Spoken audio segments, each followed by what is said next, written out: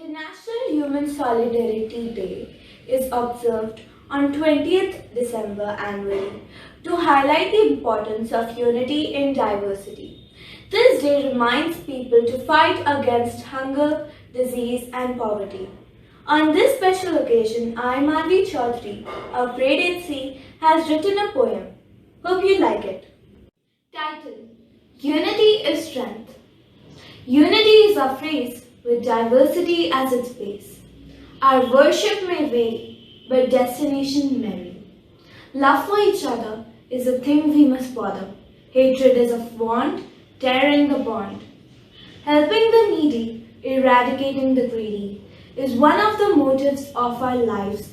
Step by step, building hives. Hand in hand, uniting the land. Glimpses of happiness are all around, smiling together, safe and sound.